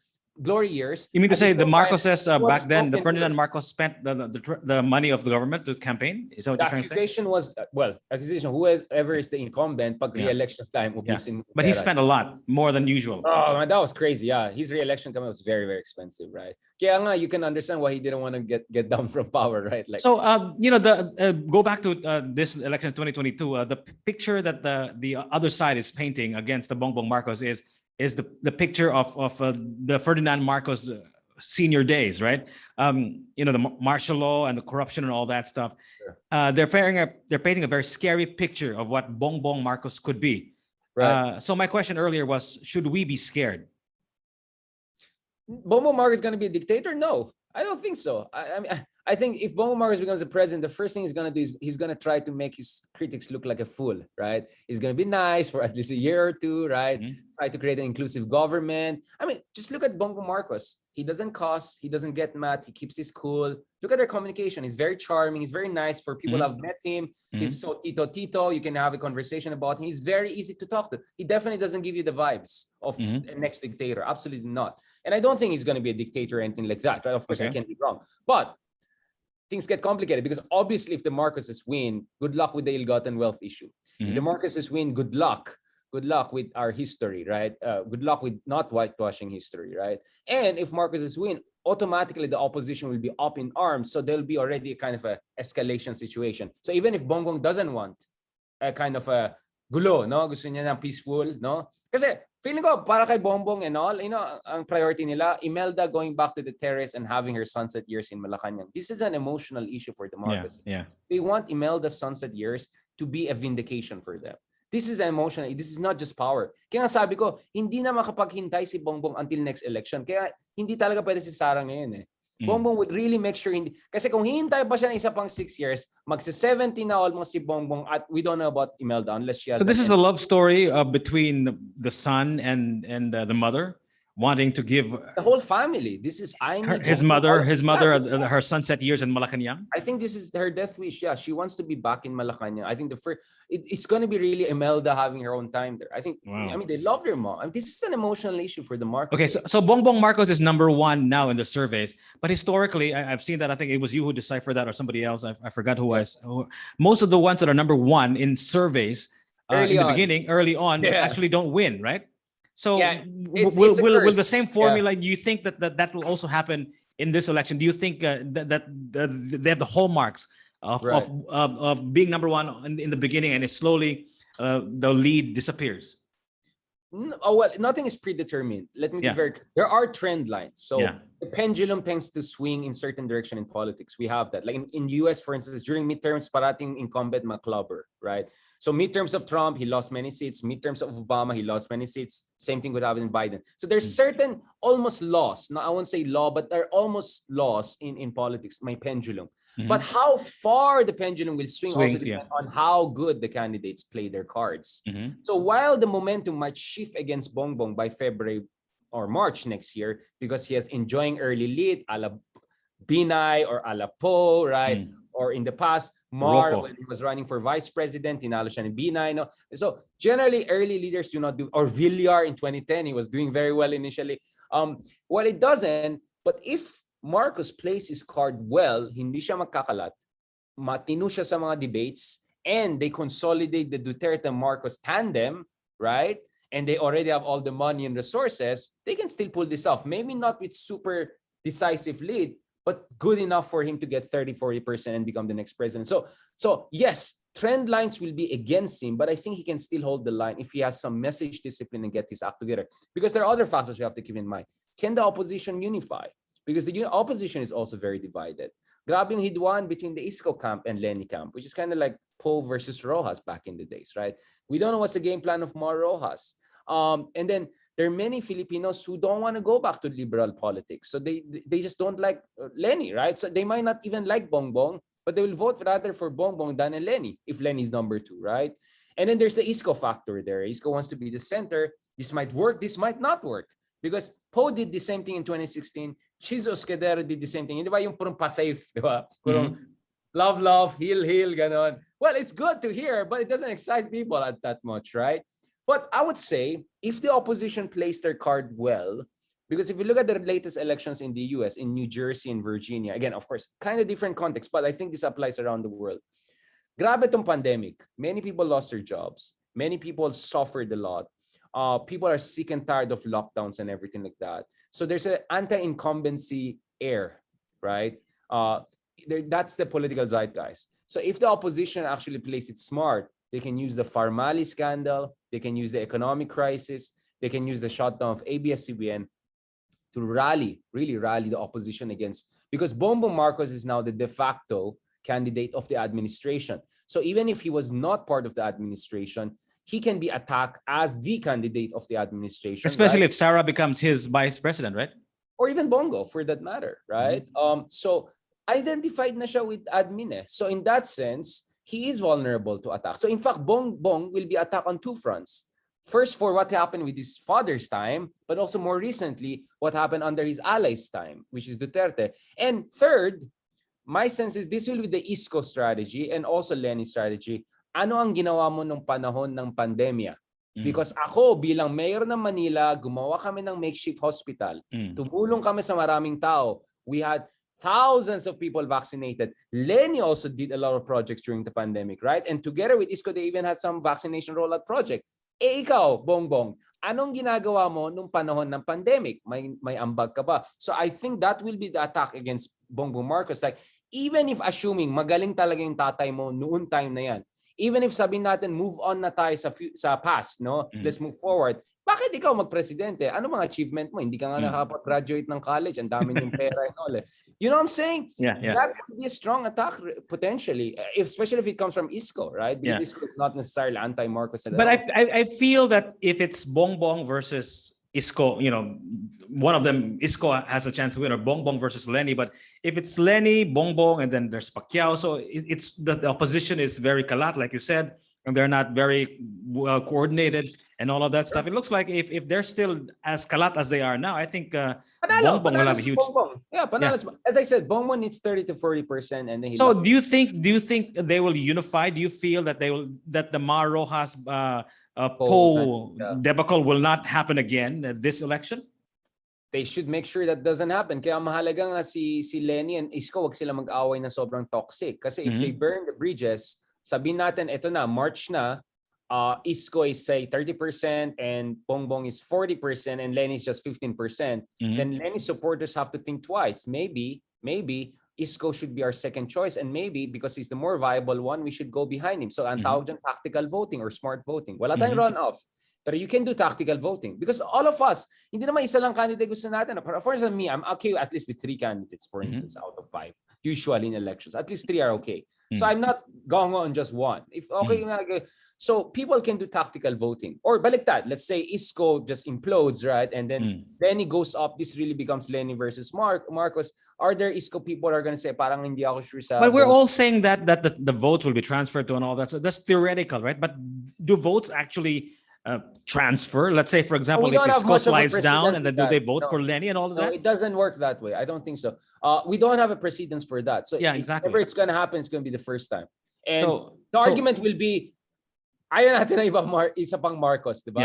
We need to do something special these elections. And wag natin ulitin yung nangyari kay Marojas and Grace po. That remember, there's always a first for everything, right? Like Duterte has been a first. So just because it didn't happen before doesn't mean it shouldn't happen this coming election. Is it probable? No, I'm not betting on it. That's why I'm saying Bongbong Marcos is really the candidate to beat. I'm just being brutally honest and realistic about it. But if you want to beat the guy, you have to do yung mga sinabi ko kanina, right? Go after him not only about his father, but what he has achieved or not achieved. What he has been doing during pandemic. Ganon dapat yung debate. Kasi kung bring it to the past, hindi na masyado mag-resonate yan. Because Bongbong Marcos is not his father. He's not gonna declare dictatorship. Let's not, let's get things together. So, but he's not as scary as the other side is painting him to be, right? If he did become a president. I think he's consciously making himself look so nice and charismatic. No, because naging but real talk, if he becomes president, what do you think?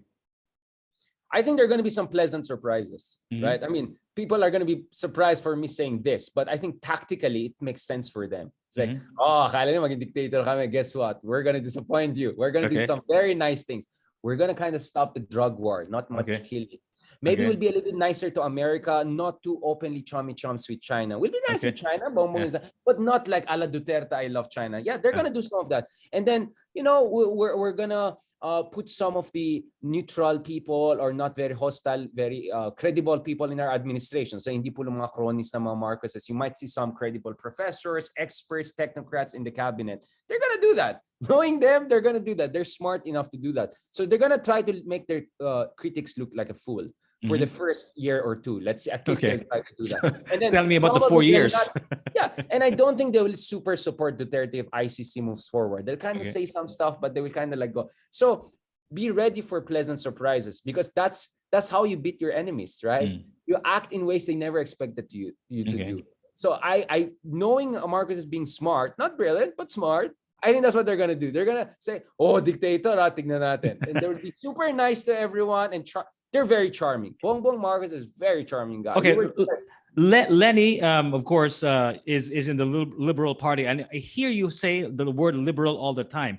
Liberal, of course, you mean the party and not a liberalism in general. What is the opposite of liberalism here in the Philippines?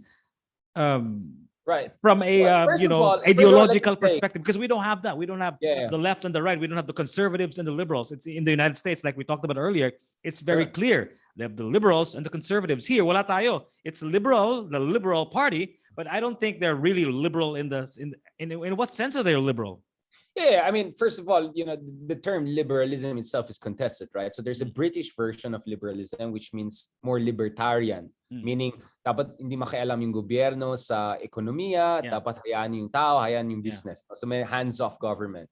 There's the American Democrat version of liberalism, which is actually more like Bernie Sanders-ish, right? more Socialism. welfare, more progressive, kind of socialistic and all. So it depends what context you're talking about. At the same time, I would argue that yes, in the Philippines, when we say liberal, this is really generally the whole yellow brand, right? The Aquino thing, the anti-Marcos thing, and I think the Liberal Party, if you look at it, it's more like the English version of liberalism than the American version of liberal. It's more like hands off.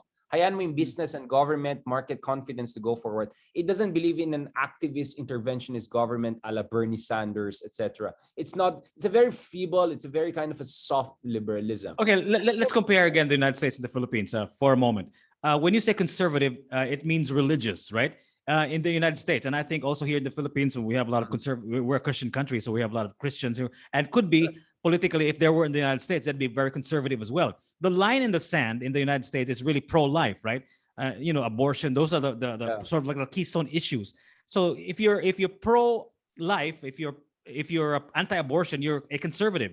If you're pro-gun, you're a conservative, right? If you're if you're pro-abortion and anti-gun, you're a liberal. So where, if ever, there's going to be a divide here in the Philippines, eventually, I think we will figure that out in terms of ideology. Or will that ever happen, Professor? And if so, where will the divide be? Will it be against the liberal, meaning more liberal views in life, and conservative, meaning more religious, more conservative views, meaning they want to go back to the past, to the good old days, or forward-thinking people? Where do you think the divide will be in the Philippines eventually? When we will mature as a nation? Well, I mean, first of all, let me give you some basics about this. I mean, the idea of right wing versus left wing comes from the French experience. Ito yung French Parliament during the revolutionary time, almost no. Yung nasa left, ito yung mga revolutionary, yung nasa right, pro-Bourbon. Okay. When you say conservative, means you want to conserve, you want to preserve what is there, or you want to go back to a past, a golden past. So clearly, Marcoses are conservative in the sense that they want to go back to a past, or they don't want. So if you're liberal, you're supposed to be for change, progressive change, right? Because you believe there's injustice in the system, it has to change. So those are the things. But the reality is more complicated because you have cross-sectionality. So for instance, as an example, I can be liberal. I can be liberal in my social values. So for instance, let's say I'm okay with same-sex union, let's say, kunyari lang, no? But I can be conservative in my economics. I don't believe in high taxes. I don't believe in government intervention. And I can be conservative in my foreign policy. I don't want China, I rather stick with US, right? So you can be conservative in certain areas and more liberal in other areas. It's cross-sectional in that sense. Some people are conservative through and through on all issues, right? And then some people are liberal on all issues through and through, right? Yeah, okay. So if I'm in the Philippines, I think the only one who's like among the candidates, presidential candidate, who's like through and through liberal or left on all is Calyodi, right? His economic policy, his social policy, everything is on the left, progressive, right? Because if I'm going to strictly use ideological spectrum, a la US or Europe especially, Leni is not even left to me. She's center to me, right? Isko is center right, and then Marcos and Duterte are almost far right. I mean, it's like they're moving towards there. And then Calyodi is the only center left there. And then maybe Makabayan bloc is more left, right? Not far left. Communist na NPA na yan, pero far left. So meron kang spectrum dyan. Yeah. So you can put them on a spectrum. So Liberal Party for me is usually more center-right.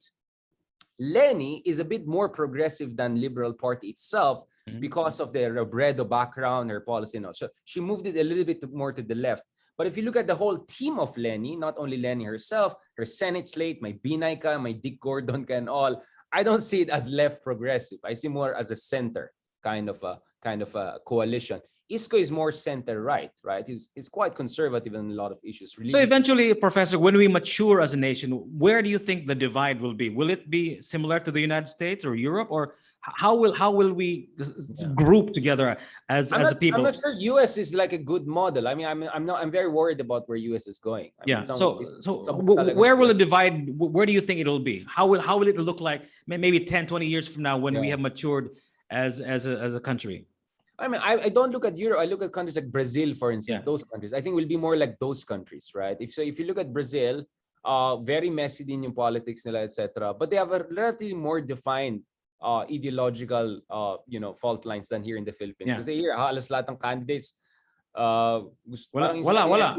Parang gusto ko na maraming pagkain. Yung mga ganun, like, There's no policy difference, right? So if But Brazil is we're assuming that it's a bad thing. Is that a bad thing to have no ideological divides, no ideological lines in presidential elections, for example? Is that a good thing or is it a bad thing? Is that a symptom of the exuberance of democracy that we have all of these candidates with no clear ideological lines? Is it better to have an ideological line? Right. I mean, of course, we want unity, but if unity is like North Korea unity, I don't like that kind of unity, right? We need vibrant debate over issues because there's some policies, very important policies, that we have to have very detailed discussions on that. If everyone is just motherhood statements, wala tayong matinong discussions. Ang baba yung level of... My concern here is not that, of course, I like unity, right? But my concern is that it's a shallow unity. It's a unity based on motherhood statements. So naging personality based, right? Personality based. The reason it's personality is because there's no policy debate.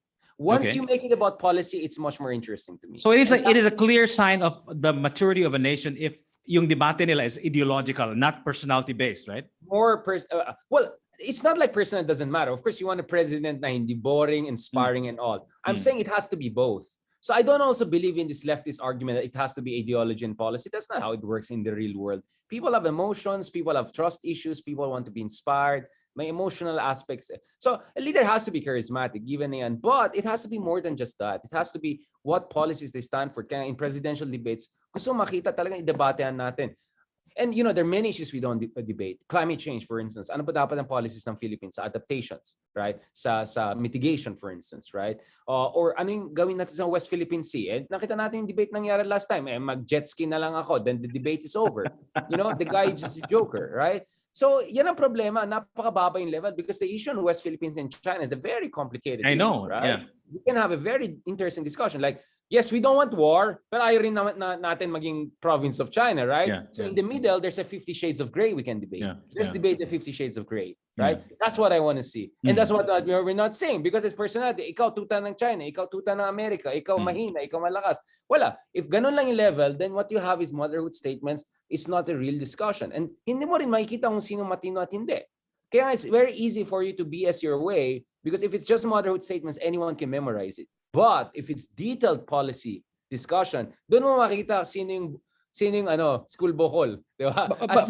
But Professor, the thing with the third world is we have most of our brothers and sisters are still living below the poverty line and they don't have time to have a nuanced discussion about the South China Sea or policy and all of that stuff because they're busy trying to make a living to feed their families tomorrow.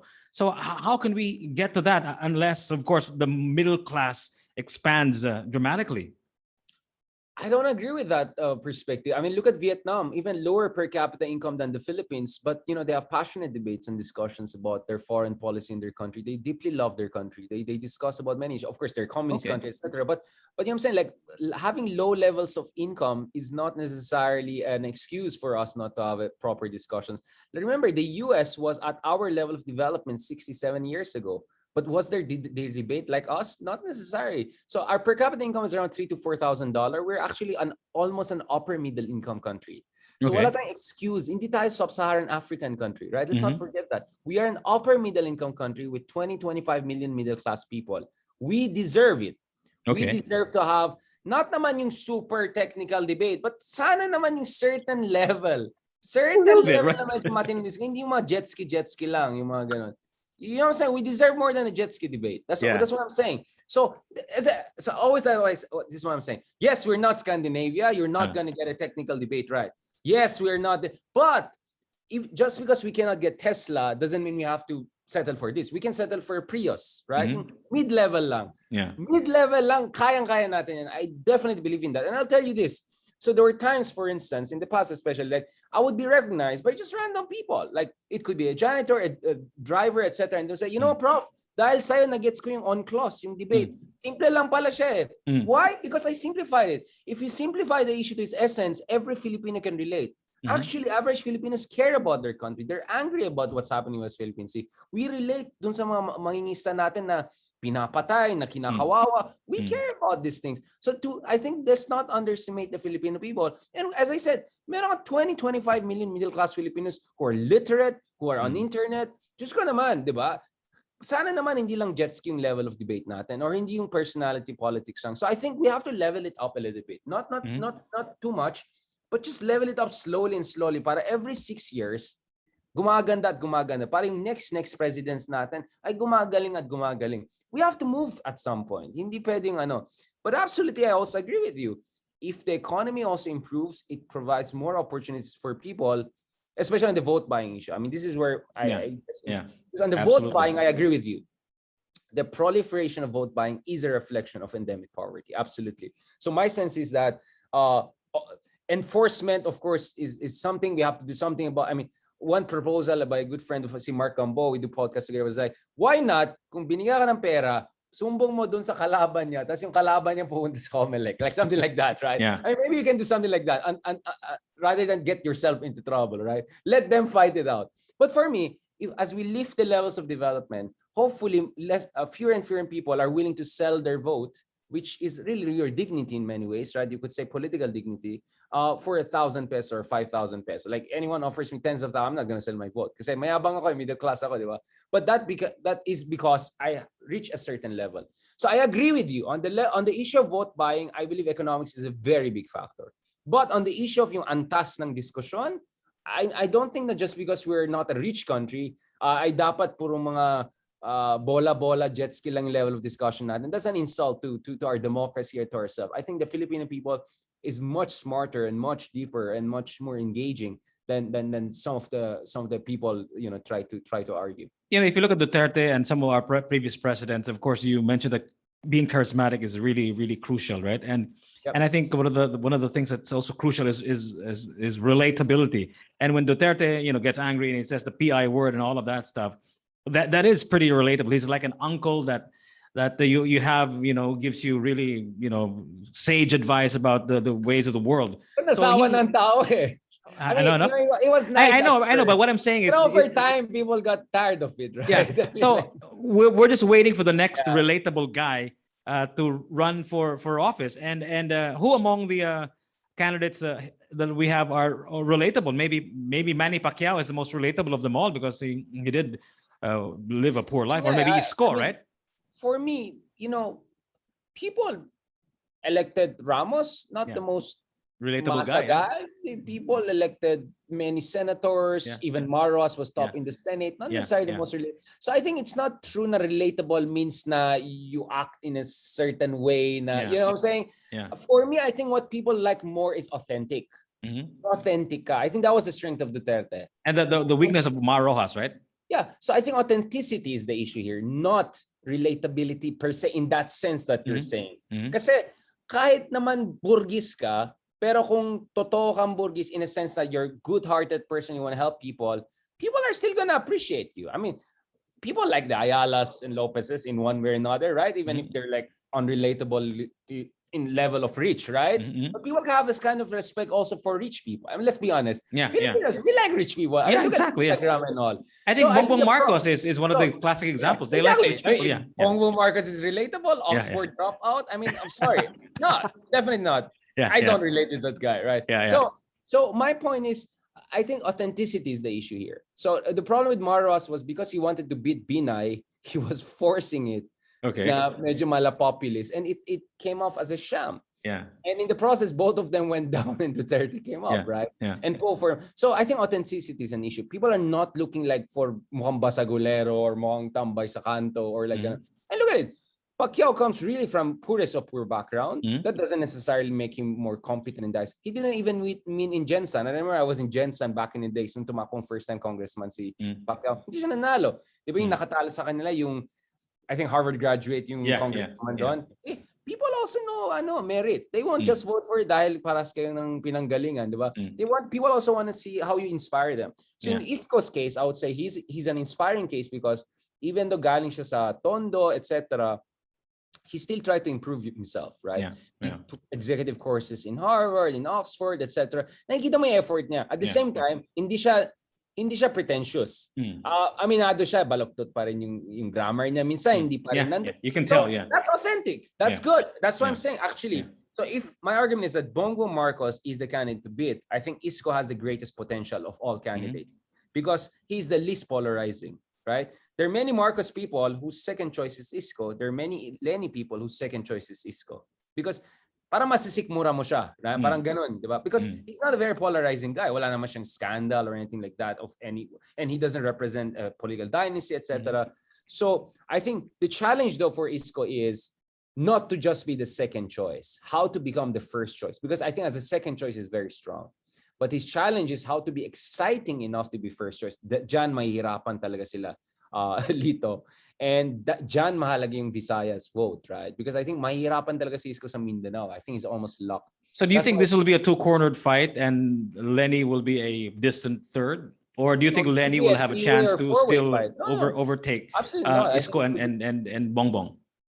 I think Isko, I mean, there's big chance Isko could completely petter out, just like Escudero and Poe. It's possible. So Isko is not a sure in. I think Isko should learn. And I think in past few weeks, medyo kalat yung communications nila, very bad, very bad. I was like, that's not good. And then, you know, we have had resignations. Noli de Castro, his chief of staff, going to say, so medyo may mga weaknesses din yung team niya. I hope he works on that and gets it together, right? Not because I'm pro Isko, I'm just saying like you want to see competitive candidates all coming in. With Pacquiao, we don't know if he's going to stay. We don't know if he's going to slide down, but mukhang he'll really stay. So that's another dynamic. With Leni, well, she was underestimated before and she always ends up doing much better than people expect, no? In some surveys, she could be even number 2, right? Nakita natin yung kay Malutikiha survey.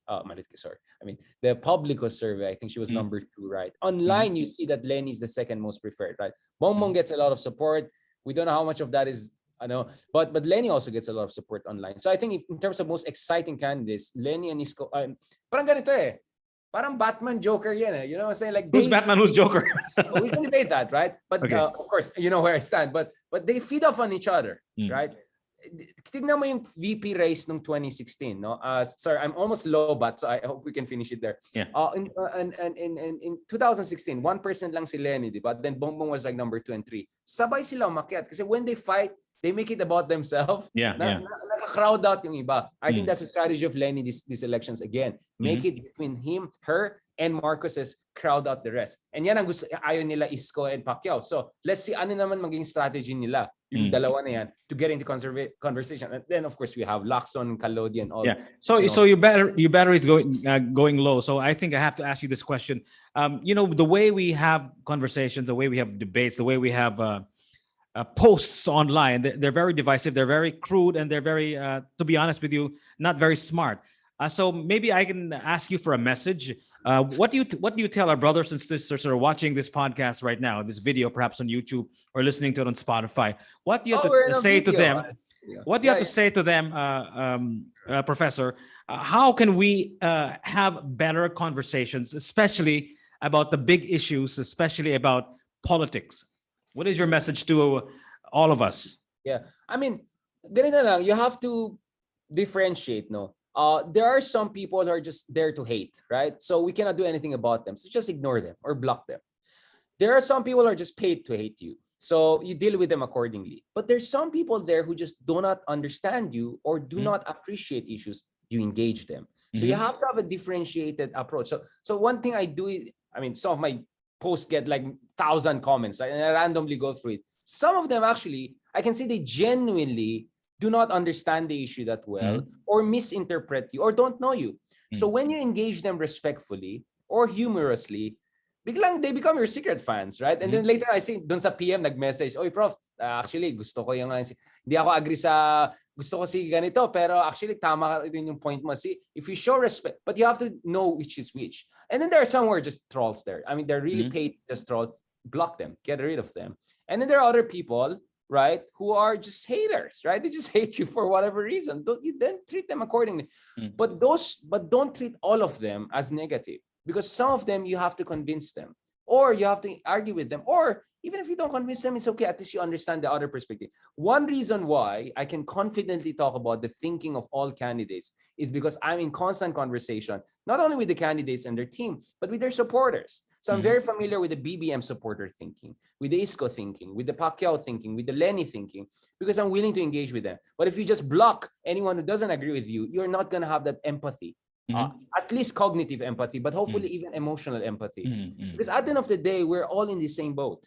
If we're just going to block everyone who doesn't agree with us, then we are dictators ourselves in our own way. And unfortunately, the algorithm of Facebook and all is such that it promotes aggressive language and all.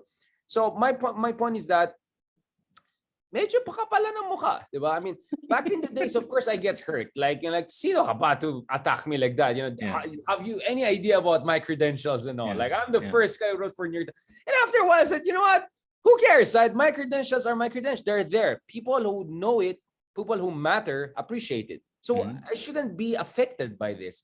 And napansin ko, more people ay mabibelieve sa'yo if you're willing, right, to papatol in a humorous good way. Hindi yung patol in a bastusan way. Parang, okay to, cool pala to. Parang hindi siya yung Englishero lang na mayabang pa-prof and all. No, I mean, so I think, so now, good luck. Try to troll me on my page. My supporters are going to troll you back. So for every troll I get, you can see in the sub comments, there are like 10 will counter troll. How did that happen? Because they saw I made an effort, I stood my ground, and I showed respect and love and compassion. When people see you take the lead like that, they're inspired. So my thing is set a good example for others.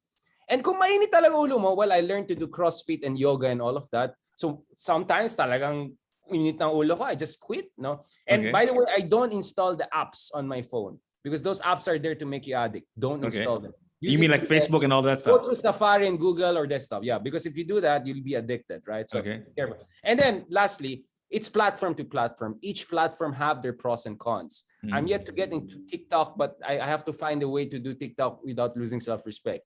There's YouTube long form. Facebook is different. I do a lot of Twitter. Twitter is even more aggressive. Except in Twitter, malakas yung mga dilawan, mahina yung kabla, right? For understandable reasons, right? But I got trolled by both sides. When I debated Sasot in 2019, we had a public debate. I got trolled a lot by people from the other side who said I'm platforming her, etc., etc. So I got hate from both sides a lot, but of course more from one side than the other. But I just realized it's just part of the game. It's part of learning. And this is it. You know, bad people, what they want you to switch out. Because when they switch out, they will rule over you. I think something, was it Plato or someone who said like, when you don't like fight idiots, they end up ruling you or something like that, right? That's the thing. Or if you don't participate in politics, you end up being ruled by less smarter than you. The worst types are gonna dominate politics and rule over you. So you have to be there. Have at least one foot in the game. Don't withdraw. Don't get intimidated. At minsan medyo kapal ang mukha is worth it because let me tell you this: democracy is not perfect, but it's still the best thing we have. You don't want to have China's system, North Korea's system, or even Russia's system, etc. No offense to them, but I have friends there, especially middle-class friends. What's the point of having a car and house and everything, but you're scared to post something on Facebook, baka you'll end up in jail? I mean, what kind of life is that, right? So I have many academics friends from Turkey, Russia. They went abroad now, even though they're going to be second-class citizens, no longer the glamorous people, because they don't want to live a life whereby they're scared to express themselves. So democracy matters, but we also have to demand competence, not only accountable, but competence from our leaders. If we are not active citizens, our leaders are just going to go there and, just do mumbo jumbo there. Even the good leaders will end up bad if we don't demand competence from them. So if you are active citizens, matatakot sila. As Max Weber said, politics is a struggle. No one is going to give you your rights on a silver platter. You have to demand it. And we can demand it by being active online and offline during elections and after elections. And when you vote, maybe your one vote will not change the world, but it will change your world because you'll be much more engaged in politics after you vote. After all that hours you spend lining up and all, meron ka ng investment may emotional investment ka na. So arguing with people on Facebook? Exactly. So once I voted in 2010, I became invested in our politics in ways I was never in UP or whatever. Because pinaghirapan ko 5 hours to register, 5 hours to vote. Kaya noong 2016, even if my interviews ako all around, I still voted. Even sa linya na TV Patrol ako interview, then I went to GMA after because I felt invested. And when you're invested, you become a full active citizen. You become a much more meaningful. You have a much more meaningful life. And I think that's why you have to be engaged in politics. But at the end of the day, it's not the content which is important. At the end of the day, don't worry about the content. What's important for us, especially in our culture, is approach. You can approach the most contentious issues, but if you do it in a respectful, loving, and humorous way, especially, you can pull it off. But if you do it in a mayabang way, you impose your will, you make other people feel stupid, or you try to say you're smarter than them, it will not work. It will not work. Better not engage with people. But at the end of the day, I think if you do it in the right way, you do it with compassion, some basic respect, and accept that you're not the only one right in this world, we can have very meaningful, productive discussion with our fellow Filipinos and everyone who cares about our country here and around the world. So I'll just end on that point. Thank you very much. That was beautiful. Unbelievable. Thank you so much, Professor Richard Heydarian. Thank you so much. You're amazing, Professor. And I can't wait to talk to you again, especially when things become clear next time, when November 15 ends. Yeah. And we will have some realignments and all of that stuff. Hopefully, we And can hopefully still in talk. person, in future. Yeah, I go back to Cebu. Been a while. I miss Yeah, Cebu. yeah. We should invite you over here, and maybe we'll invite you to speak in one of our universities here once the schools start opening up and all of that we can do a stuff. kind of a talk tour, hopefully after elections. I mean, maybe once Imelda is in the terrace and all, I can go down there in Cebu. Once Imelda is in the terrace, that is an unbelievable sight. Who would have I'm just thought saying, that be you're imagining prepared, that? just in case, be prepared. That mo, di ba yung huling huling El Bimbo nila bago sila umalis ng Malacanang, they want to recreate that, but this time they're going to say we're back, right? So I'm telling you, that's the image that you have to be potentially prepared for. I'm not gunning for it, but I'm just saying, Okay. trend lines say that you have to be prepared for it at least. And we have to be active citizens, especially on social media, where the action is happening most of the time these days. Yeah, right. Yeah, and troll the trolls. Thank you, Professor. Thank you. Take care, and I'll see you in person one of these days pretty soon. God willing. Yes. Thank you very much, Ricky. Thank you very much Take to care. our friends in Cebu. God bless. Thank Mayong you. gabi. Mayong gabi. Thank you. Thank you. Take care.